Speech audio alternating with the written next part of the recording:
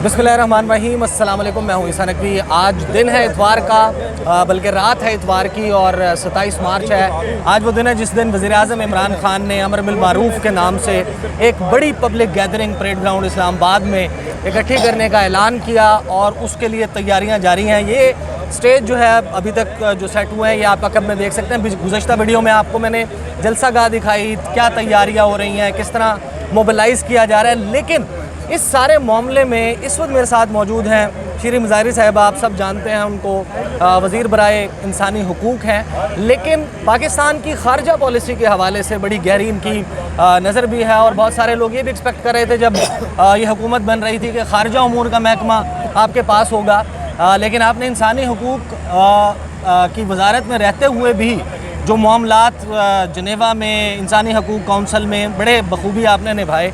लेकिन एक चीज़ जिसके ऊपर स्पेसिफ़िकली मैं आपके साथ बात करना चाहता हूँ और 4-5 सवालात हैं मेरे, मुझे टाइम दीजिएगा, कि जो ख़ारजा पॉलिसी है पाकिस्तान की वो बहुत मुख्तलिफ है वज़ीर-ए-आज़म इमरान खान के दौर में, और उसमें एक डिफाइंस नज़र आती है। उसमें एक जो माजी की रवायत है अमेरिका के कैंप में रहने की, उससे हटता हुआ पाकिस्तान नज़र आता है। और अब जब पॉलिटिकल केओस पाकिस्तान में हुआ तो पाकिस्तान तहरीक इंसाफ और वज़ीर-ए-आज़म इमरान खान की तरफ से भी ये तासुर दिया गया कि जो बैरूनी क़ुव्वतें हैं उनका खुश ना होना मौजूदा सियासी बहरान और तहरीक अदम एतमाद में इसका कोई हाथ है। आप ज़रा ये एक्सप्लेन करें कि इस नैरेटिव के पीछे आपकी क्या राय है। देखिए, ये वाज़े है, सारी दुनिया को पता है कि क्या कहते हैं, बैरूनी ताकतें अपनी इंटरेस्ट को बाकी ममालिक में प्रिजर्व करती हैं। जो बड़े बड़े ममालिक हैं, सुपर पावर है, जो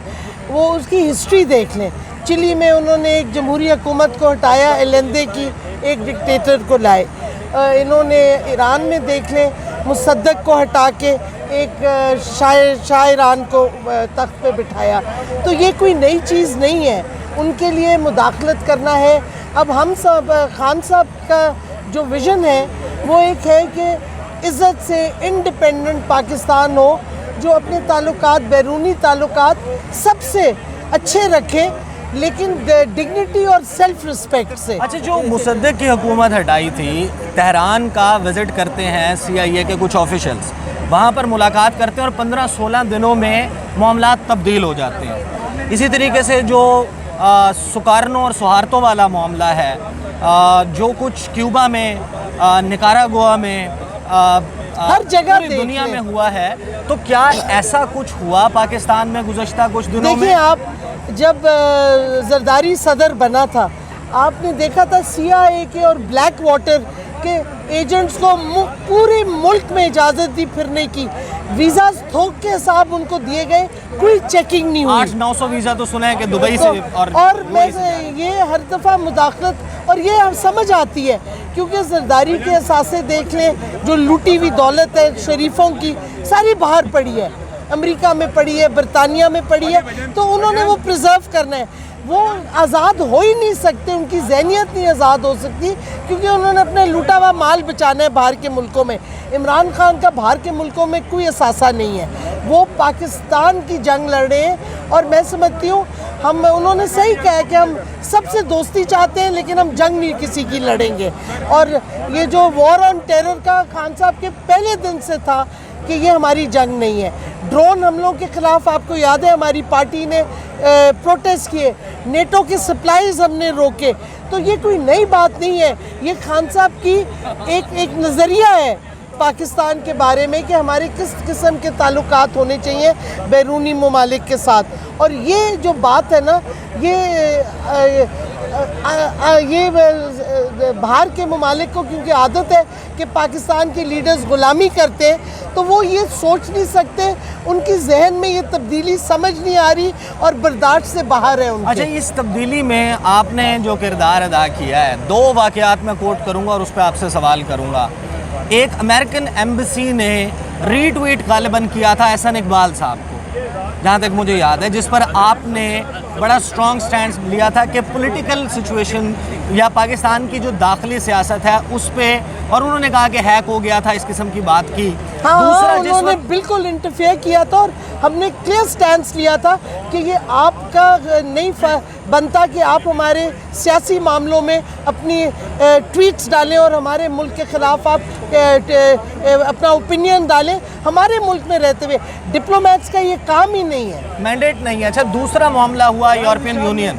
انہوں نے ایک جو ہے وہ لیٹر لکھا اور لیٹر جو ہے وہ پبلکلی اس کو ٹویٹ کیا, اور اس میں انہوں نے ایک اردو ٹرانسلیشن اور ایک انگریزی ٹرانسلیشن, اس میں ہم نے فرق یہ دیکھا کہ ترکی کا نام بھی ڈال دیا تھا اردو والے میں, صرف اردو والے میں, اور انگریزی والے میں نہیں ڈالا. اور اس بات پر جو ترکی کے سفیر ہیں انہوں نے اس سے علیحدگی بھی اختیار کی. اس وقت جو آپ نے ٹویٹ کیا وہ بہت سخت تھا. نہیں, میں تو صحیح بات کر رہی ہوں. کیا آپ کو آپ کی پارٹی کی اور وزیراعظم کی مکمل اس پہ مینڈیٹ اور حمایت ہوتی ہے؟ دیکھیں, ایسے معاملوں میں پرائم منسٹر کی اجازت کے بغیر یا ان کے اپروول کے بغیر کوئی چیز نہیں کر سکتی, کیونکہ میں حکومت کا حصہ ہوں, کابینہ کا حصہ ہوں. تو اگر میں کوئی چیز ایسی کرتی ہوں ٹویٹ تو وہ ریفلیکٹ کرتی ہے. اور آپ دیکھ لیں پرائم منسٹر بھی وہی بات کرتے ہیں, کوئی میں ایسی انوکھی بات نہیں کر رہی. پرائم منسٹر صاحب نے میرے سے زیادہ اوفینس لیا ہے اس EU کے خط کے اوپر. دیکھیں, عوام کی رائے آپ کی رائے سے اور وزیراعظم عمران خان کی رائے سے میجورٹی کی مطابقت رکھتی ہے. یہاں پر لوگ امریکہ کو اس طریقے سے پسند نہیں کرتے. یورپین یونین ان کے double standards, double speak, Ukraine میں مرتے ہوئے لوگ کیونکہ ان کا رنگ گورا ہے, آنکھیں نیلی ہیں, بال سنہرے ہیں, مذہب ایک جیسا ہے, تھوڑا سا زیادہ پڑھے لکھے ہیں, تو اس پر تکلیف زیادہ ہے. افغانستان, عراق, یمن, یہاں پر مرتے ہوئے لوگ ان کو نظر نہیں کیا کر رہے ہیں. آپ اسلاموفوبیا دیکھ لیں. ہم کہتے ہیں ٹھیک ہے افغانستان میں بچیوں کو پڑھانا ضروری ہے, لیکن یہ کوئی نہیں کہتا کہ یورپ میں کئی ممالک میں ایک مسلمان بچی اسکول نہیں جا سکتی اگر وہ سر پہ اسکارف پہنے. ایک مسلمان عورت اگر وہ سر ڈھکتی ہے اس کو جاب نہیں وہ مل سکتا. تو یہ کون سی جمہوریت ہوئی؟ یہ اسلاموفوبیا پہ عمران خان پہلے وزیر اعظم ہیں جو پالیسی ہے ان کی کہ اسلاموفوبیا کو ایکسپوز کریں. اور آپ دیکھیں پہلی دفعہ یونائٹڈ نیشنز میں ریزولوشن پاس ہوئی ہے. تو ہماری ایک کنوکشن ہے, نظریہ ہے خان صاحب کا. اچھا, یہ بتائیے گا کہ ظاہر ہے کہ تحریک عدم اعتماد جو ہے اس کا تو بھی فیصلہ سامنے آنا ہے, لیکن ہمارے سامنے اس وقت ایک اپوزیشن کی طرف سے نیا متوقع وزیر اعظم موجود ہے جن کا نام ہے شہباز شریف صاحب, اور ان کی فورن پالیسی کو کیسے ہینڈل کیا جائے گا اس کا ہم گاہے بگاہے ان کی گفتگو میں سنتے ہیں. 2 سے 3 جملے اس پہ آپ کا تبصرہ چاہوں گا. شہباز شریف صاحب نے ایک پروگرام میں کہا کہ کیا ضرورت تھی ایبسولوٹلی ناٹ کہنے کی. شہباز شریف نے جی, انہوں نے کہا کیا ضرورت تھی ایبسولوٹلی ناٹ کہنے کی, اور یہ کیا ضرورت تھی کہنے کی کہ ہم غلام نہیں بننا چاہتے. تو اس سے واضح ہو گیا وہ غلامی کرنا چاہتے ہیں ویسٹ کی, اور وہ امریکہ کو پوری کھلی بیسز وغیرہ بنانا چاہتے ہیں, کیونکہ خان صاحب نے تو ایبسولوٹلی ناٹ اس ایشو پہ کہا تھا. صحیح. تو آپ کو واضح ہو جانا چاہیے یہ غلامی پہ پھر لانا چاہتے ہیں پاکستان کو. نہیں, لیکن اگر پریگمیٹکس کے اصولوں کو دیکھیں جو عالمی طاقتیں ہیں اور جس طریقے سے نیو کلونیلزم کے زمانے میں جو جانے کے بعد بھی مختلف ہتھ کنڈوں سے اس دنیا کی حکومتیں کنٹرول کرتے ہیں, بناتے ہیں, بگاڑتے ہیں, یہ سب کچھ کرتے ہیں, تو جو ایک کنونشنل سٹائل آف پالیٹکس ہے وہ تو یہ سب کچھ کرنے کی اجازت نہیں دیتا. آپ کی حکومت نے کیا سوچ کے ایسی فورن پالیسی رکھی کہ جس کے نتیجے میں آپ کہتے ہیں کہ ہمارے پرائم منسٹر کی یہ کمٹمنٹ ہے کہ ہم آزاد ایک فورن پالیسی رکھیں گے. اور میں دیکھیں نا, آپ یہ بھول گئے جب خان صاحب نے پوزیشن لی یورپین یونین کے خط پہ تو انہوں نے پھر بیک ٹریک کیا, انہوں نے معافی مانگی, اس پہ بیک ٹریک کیا.